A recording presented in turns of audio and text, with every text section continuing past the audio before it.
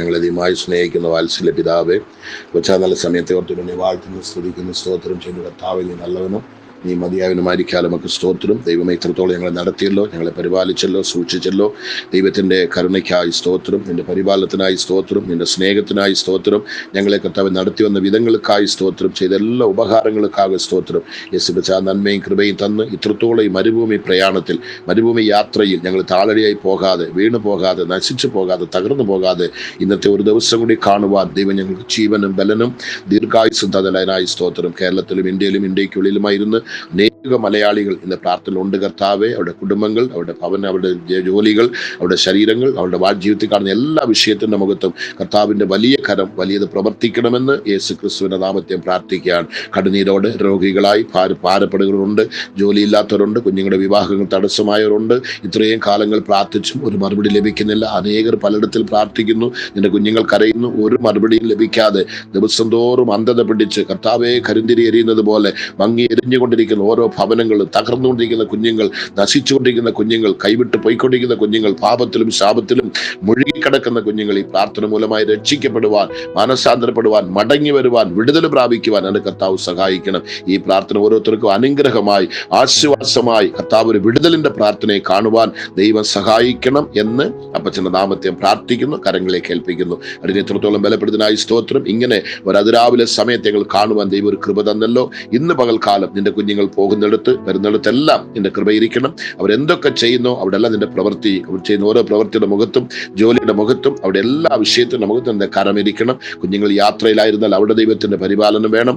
എല്ലാ വിഷയത്തിന്റെ മുഖത്തും കർത്താവ് ഇന്ന് പകൽക്കാലം നിന്റെ കുഞ്ഞുങ്ങൾ ചെയ്യുന്നതെല്ലാം അനുഗ്രഹിച്ച് ആശ്വാസവും സന്തോഷവും സമാധാനം കൊടുത്ത് അവരെ രക്ഷിച്ച് വിടുവിച്ച് ആശ്വസിപ്പിക്കണം, ബലപ്പെടുത്തണം, ദീർഘായുസ്സോട് സുഖത്തോട് കാണുവാൻ സഹായിക്കണം. ഒരുത്തർക്കും നഷ്ടമോ രോഗമോ പ്രയാസമോ വിപത്തോ മരണമോ ഒന്നും വരുവാൻ ദൈവം സമ്മതിക്കരുത്. ദൈവ സമാധാനം എല്ലാവരുടെ ശരീരത്തിലും കുടുംബത്തിലും കാണുവാൻ കർത്താവ് സഹായിച്ചാൽ കരങ്ങളെ കേൾപ്പിക്കുന്നവൻ കാര്യങ്ങളെ ചെയ്യണം. യേശു ക്രിസ്തുവിന്റെ നാമത്തിൽ പിതാവേ, ആമേൻ, ആമേൻ, ആമേൻ. ദൈവത്തിന്റെ പുനഃനാമം മഹത്വമെടുക്കുമാറാകട്ടെ. ഇത്രത്തോളം ദൈവം നമ്മളെ നടത്തി, ഇനി ദൈവം നമ്മളെ നടത്തും. എനിക്ക് തുടർന്ന് കൺവെൻഷൻ നടന്നുകൊണ്ടിരിക്കുകയാണ്. നിങ്ങൾ എനിക്ക് വേണ്ടി ദയവച്ച് പ്രാർത്ഥിക്കണം. ദൈവത്തിന്റെ ബലം വേണം. ദൈവം ബലപ്പെടുത്തിയെങ്കിൽ മാത്രമേ തുടർന്നുള്ള കാര്യങ്ങൾ ചെയ്യാൻ പറ്റത്തുള്ളൂ. നിങ്ങൾ പ്രാർത്ഥിക്കണമെന്ന് ഞാൻ വിശ്വസിക്കുന്നു. പ്രാർത്ഥിക്കുന്നവരെ ദൈവം അനുഗ്രഹിക്കും. ഓക്കെ, നമ്മൾ കഴിഞ്ഞ ദിവസം സെഖരിയാവിന്റെ പുസ്തകത്തിൽ 1-2 വാക്യങ്ങൾ ധ്യാനിക്കുവാൻ ദൈവം നമുക്ക് കൃപ തന്നു. ഇന്ന് അതേ പുസ്തകത്തിന്റെ 7-ാം അധ്യായത്തിന്റെ 8, 9, 10 വാക്യങ്ങളാണ് നമ്മൾ എടുക്കാൻ പോകുന്നത്. സെഖരിയാവിന്റെ പുസ്തകം 7-ാം അധ്യായത്തിന്റെ 8, 9, 10 വാക്യം ഇങ്ങനെ വായിക്കുന്നു. യഹോവയുടെ അരുളപ്പാട് സെഖരിയാവിന് ഉണ്ടായത് എന്തെന്നാൽ, സൈന്യം കൊണ്ട് യഹോവ ഇപ്രകാരം അരുളി ചെയ്യുന്നു, നേരോടെ ന്യായം പാലിക്കുകയും ഓരോരുത്തൻ താൻ്റെ സഹോദരനോട് ദയയും കരുണയും കാണിക്കുകയും ചെയ്യുവേൻ. വിധവയെയും അനാഥനെയും പരദേശിയെയും ദരിദ്രനെയും പീഡിപ്പിക്കരുത്. നിങ്ങളിൽ ആരും തൻ്റെ സഹോദരന്റെ നേരെ ഹൃദയത്തിൽ ദോഷം നിരൂപിക്കുകയും അരുത്. ദൈവം സെഖരിയ മൂലമാകെ ഒരു നല്ല ആലോചന ഇന്ന് നമുക്ക് കൊടുക്കുകയാണ്. ഇത് കേൾക്കുമ്പോൾ നമ്മുടെ ഹൃദയത്തെ നമ്മൾ കഠിനപ്പെടുത്തരുത്. ഇത് കേൾക്കുമ്പോൾ ഇതൊക്കെ എനിക്ക് സംബന്ധമില്ല എന്ന് പറഞ്ഞ് വലിച്ച് എറിഞ്ഞങ്ങ് കളയരുത്. ഇതങ്ങോട്ട് കേൾക്കുമ്പോൾ നമ്മളൊന്ന് ഇരുന്ന് ചിന്തിക്കണം. എൻ്റെ ജീവിതത്തിൽ എൻ്റെ ഭവനം തകരുവാൻ, എൻ്റെ ശുശ്രൂഷ തകരുവാൻ, എൻ്റെ ജോലി തകരുവാൻ, എൻ്റെ കുഞ്ഞുങ്ങൾ ഇങ്ങനെ തലതെറിച്ച് പോകുവാൻ, എൻ്റെ കുടുംബം ഈ സ്ഥിതിയാകുവാൻ, മറ്റുള്ളവർക്കൊരു പരിഹാസ പാത്രമായി, ഒരു നിന്ദിത പാത്രങ്ങളായി ഞങ്ങളുടെ ജീവിതം കാണുവാൻ, ദിനവും കണ്ണുനീരും വേദനയും കഷ്ടപ്പാടുമായി എൻ്റെ ജീവിതം നയിച്ചുകൊണ്ട് പോകുവാനുള്ള കാരണങ്ങൾ എന്താണ് എന്നുള്ളത് ഈ വചനത്തിലൂടെ നമ്മൾ അങ്ങോട്ട് ചിന്തിക്കുമ്പോൾ ദൈവത്തിന്റെ ആത്മാവ് വ്യക്തമായി നമ്മളോട് മറുപടിയും ഇടപെടും. ഓക്കെയാ, ഇവിടെ എന്താ പറയുന്നത്? യഹോവയുടെ അരുളപ്പാട് സെഖരിയാവിന് ഉണ്ടായത് എന്തെന്നാൽ, സൈന്യം കൊണ്ട് യഹോവ ഇപ്രകാരം അരുളി ചെയ്യുന്നു. സാധാരണ ദൈവമല്ല നമ്മുടെ ദൈവം. സൈന്യം കൊണ്ട് യഹോവ ഇപ്രകാരം അരുളി ചെയ്യുന്നു, നേരോടെ ന്യായം പാലിക്കുകയും. നമ്മൾ നേരുണ്ടോ എന്നുള്ളത് ചിന്തിക്കണേ.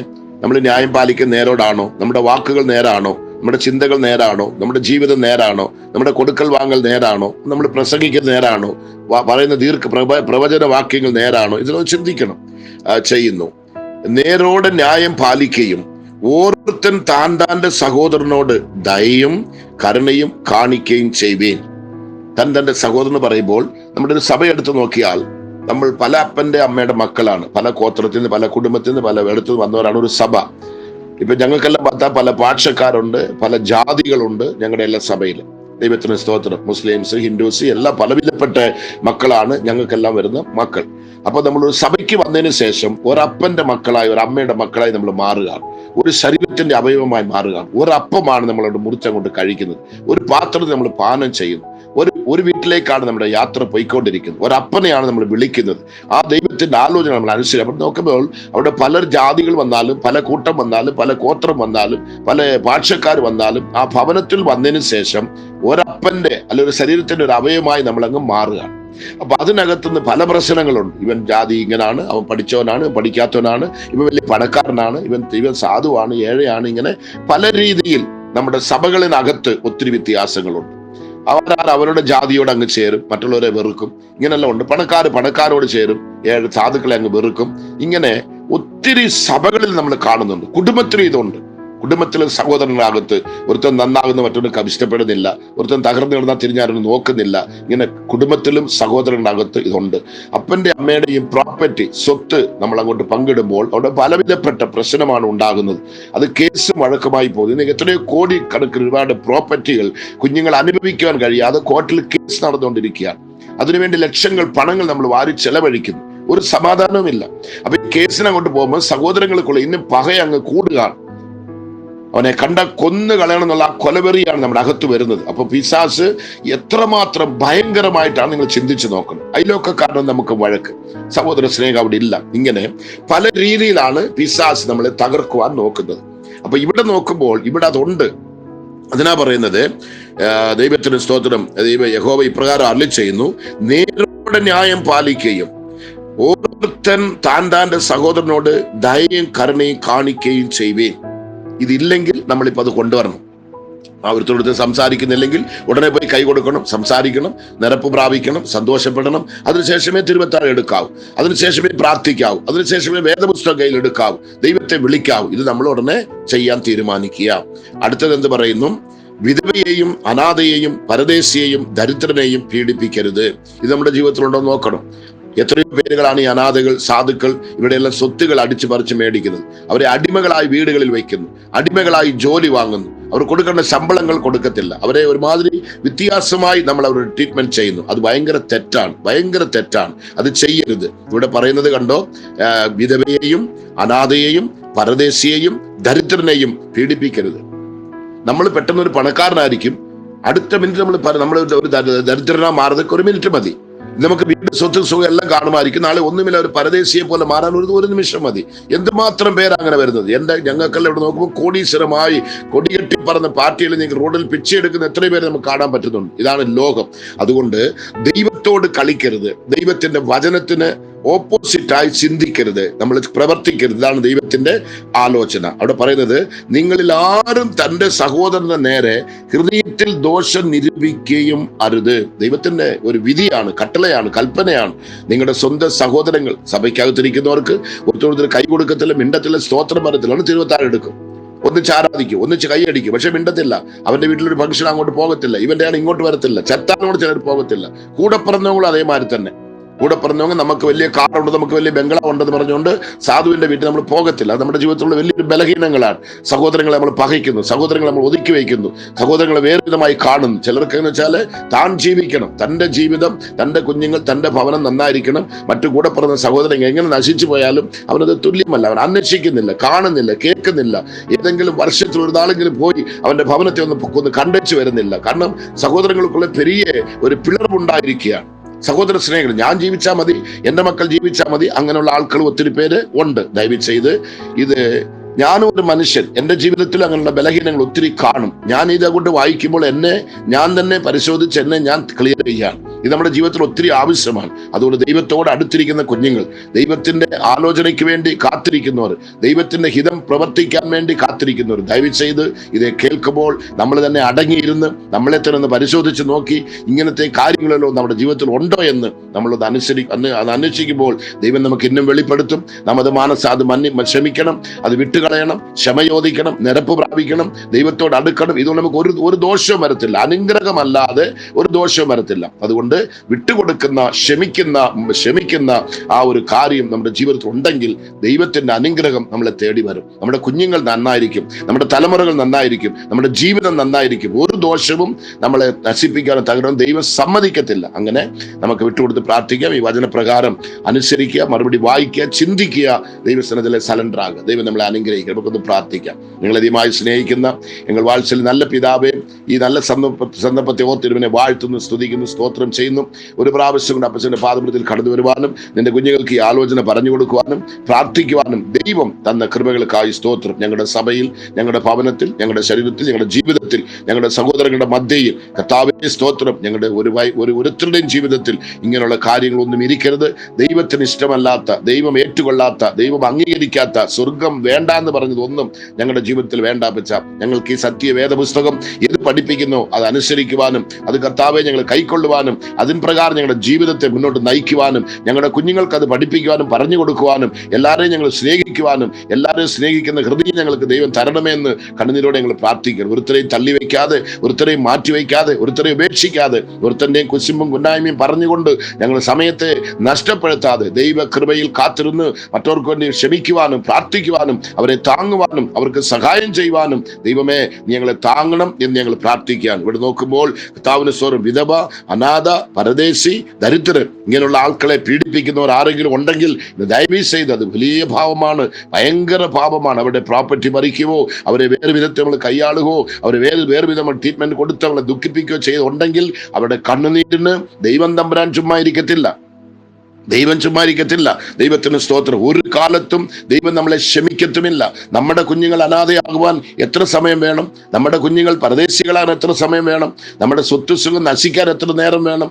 ഒരു മിനിറ്റ് കൊണ്ടല്ലേ, ഒരു നൊടി നേരത്ത് കൊണ്ടല്ലേ ഇതെല്ലാം നശിച്ച് തകർന്നു പോകുന്നത്? ഇതെല്ലാം കണ്ടിട്ടും ആ സമയത്ത് നമുക്കൊരു പേടി കാണും, ആ സമയത്തൊരു ഭയം കാണും, പിന്നെ നമ്മൾ അങ്ങ് മറക്കുകയാണ്. കൊറോണ വന്നപ്പോൾ എല്ലാവരും രക്ഷിക്കപ്പെട്ടു, എല്ലാവരും ദൈവഭയത്തിലായി, അയ്യോ അയ്യോ എന്ന് പറഞ്ഞ് എല്ലാവരും കരയാൻ തുടങ്ങി. കോവിഡ് വന്നപ്പോൾ, അത് കഴിഞ്ഞപ്പോൾ മറുപടിയും നമ്മുടെ ജീവിതം മാറി. പാപത്തിലും ശാപത്തിലും വീണ് കടന്ന് ദൈവത്തെ മറുപടിയും ദുഃഖിപ്പിക്കുവാൻ, വേദനിപ്പിക്കുവാൻ നമ്മൾ തന്നെ തയ്യാറായിരിക്കുകയാണ്. അതുകൊണ്ട് നമ്മുടെ ജീവിതത്തിൽ ഒരു മാനസാന്തരം, ഒരു കഴുകൽ, ഒരു വിടുതൽ, ദൈവസ്നേഹം നമ്മളിൽ അധികമായി അത് വളരുന്ന ഒരു അനുഭവം ദൈവമേ ഞങ്ങൾക്ക് തരണമെന്ന് പ്രാർത്ഥിക്കുന്നു. കയ്പോ വൈരാഗ്യമോ വിരോധങ്ങളോ അമ്മിൻ ദൂഷണമോ പകയോ ഒന്നും ഞങ്ങളുടെ ഹൃദയത്തിൽ ഇരിക്കരുതേ. ആരെയും തകർക്കണം, ആരെയും നശിപ്പിക്കണം ചിന്ത ഞങ്ങളുടെ ഹൃദയത്തിൽ ഇരിക്കരുതേ. അത് കൊടിയ വിഷമാണ്, അത് ഞങ്ങൾക്ക് വേണ്ട, അത് ഞങ്ങളെ കൊല്ലും, ഞങ്ങളുടെ കുഞ്ഞുങ്ങൾക്ക് അത് ആപത്താണ്, ഞങ്ങളുടെ തലമുറയ്ക്ക് അത് കേടാണ് എന്നുള്ള ചിന്ത ഓരോരുത്തരുടെ ഹൃദയത്തിലും കർത്താവ് കൊണ്ടുവരണം. ഈ വാക്ക് കേൾക്കുമ്പോൾ, ഈ ആലോചന കേൾക്കുമ്പോൾ ഒരുത്തരും യൂദായെ പോലെ തന്നെ ഹൃദയത്തെ കഠിനപ്പെടുത്താതെ ദൈവസന്നിധാനത്തിൽ ഇറങ്ങി വരുവാനും കരയുവാനും മുട്ടുകുത്തുവാനും, അതെ ഇതെന്നോടുള്ള ദൂതാണ്, എനിക്കുള്ള ദൂതാണ്, ദൈവം എന്നെ സ്നേഹിക്കുന്നു, എൻ്റെ ഹൃദയത്തിൽ ഇങ്ങനെ ഉണ്ട്, ഞാൻ അങ്ങനെ സഹോദരങ്ങൾക്ക് അങ്ങനെ ദോഷം ചെയ്തിട്ടുണ്ടെന്നുള്ള ചിന്തയോട് മാനസാന്തരപ്പെടും കർത്താവ് കൃപ തരണം. അന്ന് സഖയുടെ വീട്ടിലേക്ക് യേശു ക്രിസ്തു വന്നപ്പോൾ പറഞ്ഞത്, ഞാൻ ആരോടെല്ലാം അന്യായമായി മേടിച്ചിട്ടുണ്ടോ അത് 4 മടങ്ങായി ഞാൻ തിരിച്ചു കൊടുക്കാന്നാ പറഞ്ഞ. ഇതാണ് യേശു വരുന്ന വീട്, യേശുവിന്റെ രക്ഷ ഇതാണ്. യേശുവിന്റെ ഉത്തരന്റെ ഹൃദയത്തിലോ ഭവനത്തിലോ വരുമ്പോൾ അവന്റെ മാറ്റങ്ങൾ അവിടെ നമുക്ക് കാണാൻ, ക്രിയകളിലൂടെ അവന്റെ പ്രവൃത്തികളിലൂടെ അത് നമുക്ക് കാണുവാൻ സാധിക്കും. അതുകൊണ്ട് നമ്മുടെ പ്രവൃത്തിയിലൂടെ നമ്മൾ കാണിക്കുക.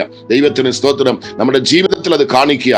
എൻ്റെ യേശു എൻ്റെ കൂടെ ഉണ്ട്, എൻ്റെ യേശു എൻ്റെ കൽപ്പനയ്ക്ക് ഞാൻ അനുസരിക്കും, എൻ്റെ യേശു പറയുന്നത് മാത്രമേ ഞാൻ ചെയ്യത്തുള്ളൂ, എൻ്റെ ദൈവത്തിന്റെ ഹിതമല്ലാതെ ഒന്നും, എൻ്റെ ഇഷ്ടം ഒന്നും ഞാൻ ചെയ്യത്തില്ല, എൻ്റെ ഇഷ്ടം ഒന്നും എനിക്ക് വേണ്ട, ദൈവത്തിന്റെ ഇഷ്ടം എനിക്ക് മതി എന്നുള്ള ആ താല്പര്യം, ആ ചിന്ത, ആ തീരുമാനം ഓരോരുത്തരുടെ ജീവിതത്തിലും എൻ്റെ ദൈവം കൊണ്ടുവരണമെന്ന് അപ്പച്ചന്റെ നാമത്തെ പ്രാർത്ഥിക്കുക. തടസ്സങ്ങൾ മാറണം, വേദനകൾ മാറണം, കണ്ണുനീരുകൾ മാറണം, രോഗങ്ങൾ മാറണം, പട്ടിണികൾ മാറണം, ദാരിദ്ര്യങ്ങൾ മാറണം, കയ്പുകൾ മാറണം, വൈരാഗ്യങ്ങൾ മാറണം, വിരോധങ്ങൾ മാറണം, പകകൾ മാറണം. എല്ലാ ശത്രുവിന്റെ കൊടൂരമായിട്ടുള്ള ക്രിയകളും യേശു ക്രിസ്തുവിന്റെ നാമത്തിൽ ഓരോ ഹൃദയത്തെ വിട്ട്, ശരീരത്തെ വിട്ട്, ഭവനത്തെ വിട്ട്, സഭകളെ വിട്ട് വെളിയെ പോകുന്ന യേശുവിന്റെ നാമത്തെ കൽപ്പിക്കുകയാണ്. എല്ലാ സഭയിലും ഒരു മനസ്സോട് ദൈവത്തെ സ്തുതിക്കുവാൻ, ഏകോപിച്ച് ദൈവത്തെ ആരാധിക്കുവാൻ, ഒന്നിച്ച് കൈയടിച്ച് ദൈവത്തെ മഹത്വപ്പെടുത്തുവാൻ, കരങ്ങളോട് കരങ്ങൾ കോർത്തുപിടിക്കുവാൻ സഭയ്ക്കകത്ത് ദൈവം തമ്മിൽ ക്രിയ ചെയ്യണം. അതുപോലെ തന്നെ ഭവനങ്ങളിലും മാതാപിതാക്കൾ, കുഞ്ഞുങ്ങൾ, സഹോദരങ്ങൾ എല്ലാവരും ചേർന്ന് കൈകോർത്ത് ദൈവത്തെ സ്തുതിക്കുന്ന ഒരു അനുഭവം, കൈകോർത്ത് ദൈവത്തെ ആരാധിക്കുന്ന ഒരു അനുഭവം ഞങ്ങൾക്ക് തരണമേ എന്ന് പ്രാർത്ഥിക്കുന്നു. ഭിന്നിച്ചിരിക്കുന്ന കുഞ്ഞുങ്ങളെല്ലാം, ഭിന്നിച്ചു കിടക്കുന്ന ഭവനങ്ങളെല്ലാം, ഭിന്നിച്ചു കിടക്കുന്ന സഭകളെല്ലാം ഒന്നിച്ച് ചേരുവാൻ ദൈവത്തിന്റെ മഹത്വത്തോടെ വെളിപ്പെടട്ടെ. എല്ലാവരുടെ ഹൃദയത്തിലും ഇതൊരു ഭാരമായി ദൈവം കൊടുക്കണമേ, ചിന്തിപ്പിക്കണമേ, ഉണർത്തണമേ, ഉണർവുള്ള കുഞ്ഞുങ്ങളായി നീ മാറ്റണമേ എന്ന് ഞാൻ പ്രാർത്ഥിക്കുന്നു. ആരും ഇതേ കേൾക്കുമ്പോൾ തന്നെ ഹൃദയത്തെ കഠിനപ്പെടുത്തി കർത്താവെ നശിക്കുവാൻ, തകരുവാൻ ദൈവം സമ്മതിക്കരുത്. ദൈവത്തിന്റെ കോപം മറുപടി തന്റെ കുഞ്ഞുങ്ങളുടെ തലമേൽ വീഴുവാൻ ദൈവം സമ്മതിക്കരുത്. ആശ്വാസദായകനെ, വിടുതലിന്റെ നായകനെ, അത്ഭുതമൂർത്തിയെ, ദൈവമേ ഒരു അത്ഭുതം നിന്റെ കുഞ്ഞുങ്ങൾക്ക് നീ ചെയ്യണമെന്ന് നിന്റെ പാദം പിടിച്ച് കരഞ്ഞ് ഞാൻ പ്രാർത്ഥിക്കാൻ. ഒരുത്തരെയും കൈവിടരുതേ, ഉപേക്ഷിക്കരുത് അപ്പച്ച.